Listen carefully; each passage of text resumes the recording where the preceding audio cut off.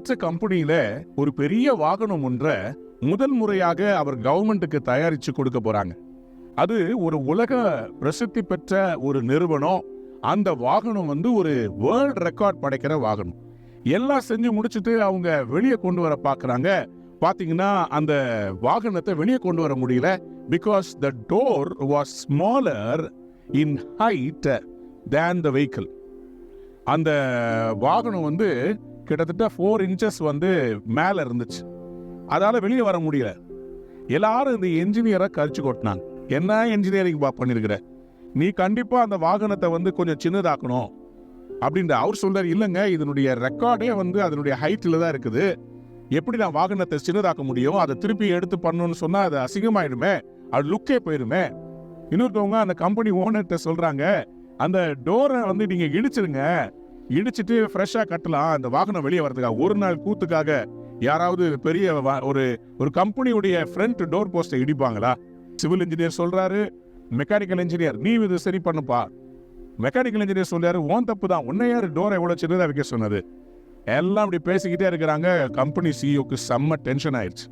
அப்போ இந்த பெரிய வாகனத்தை செஞ்ச அந்த புகழ்பெற்ற அந்த இன்ஜினியர் கிட்ட வாட்ச்மேன் போய் ஒரு சின்ன காரியம், ஐயா நான் ஒரு ஐடியா சொல்லலாமா? சொல்லுப்பா. சொன்னா, நான் ஒரு சின்ன காரியம் செய்யறேன். என்ன காரியம்? இவர் போய் எல்லா டயர்ல காத்த புடுங்கி விட்டார். காத்த புடுங்கி விட்ட உடனே வண்டி அப்படியே கீழே இறங்குச்சு. வண்டியை வெளியே ஓட்டிட்டு வந்துட்டு அழகா திருப்பியும் காத்த ஏத்துனாங்க. திருப்பி 4 inch ஏறிடுச்சு. சில நேரத்துல நம்ம லைஃப்ல நம்ம யார்கிட்ட எப்படி பேசணும்ன்றது ரொம்ப முக்கியம். அதாவது முடியாதுன்னு சொல்லி எதுவுமே கிடையாது. எல்லாத்துக்குமே ஒரு சொல்யூஷன் இருக்கு. இன்னைக்கு உங்களுடைய பிரச்சனைக்கு கூட ஒரு சொல்யூஷன் இருக்குது. யார்கிட்ட நீங்க பேசுறீங்கன்றதா முக்கியம். நல்ல கவனிங்க. நீங்க தவறான நபர்கிட்ட பேசுனீங்கன்னா தவறான அபிப்பிராயம் உள்ள வந்துடும். உங்களுக்கு என்ன தேவைன்னு சொன்னா கரெக்டான அப்ரோச், சரியான ஆலோசனை சொல்ற மக்கள் தேவை. 12 பேர் போனாங்க இஸ்ரவேல் தேசத்தை சுத்தி பார்த்து வரதுக்கு. 10 பேர் தப்பான ரிப்போர்ட் கொண்டு வந்தாங்க. அவங்களுக்கு அங்க இருக்கிற பெரிய ராட்சதர்கள் கண்ணில் தெரிஞ்சாங்க. ஆனா 2 பேருக்கு அந்த தேசத்துல இருக்கிற நன்மை தெரிஞ்சது. அந்த 2 பேர் சொல்றாங்க, அந்த தேசம் ரொம்ப நல்ல தேசம், கடவுள் நமக்கு வாக்கு பண்ணியிருக்காரு, கண்டிப்பா தந்துருவார். அவங்களுக்கு ஆப்போசிஷன் பெருசா தெரியல, ஆப்பர்ச்சுனிட்டி பெருசா தெரிஞ்சு. அன்பார்ந்தவருடைய பிள்ளைகளே, பட்டர்ஃப்ளை எப்படி வருதுன்னா கேட்டர்பில்லர்ல இருந்தா வருது. கேட்டர்பில்லர் அதாவது புழு இருக்கு பாத்தீங்களா, புழுல இருந்தா பட்டர்ஃப்ளை வருது.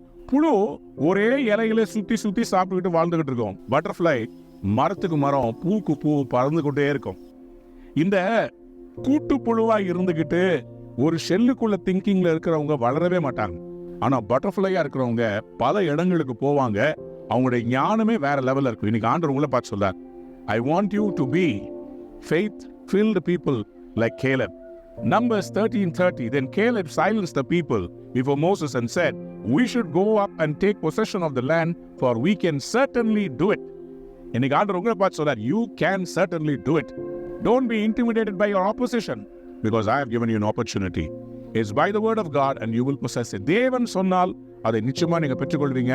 என்னால செய்ய முடியும்னு சொல்லுங்க. நீங்க ஜெயிக்க போறீங்க. அந்த சாவியை வாங்க போறீங்க. உங்க கையில கர்த்தர் கொடுக்க போறார். God bless you. Have a wonderful day.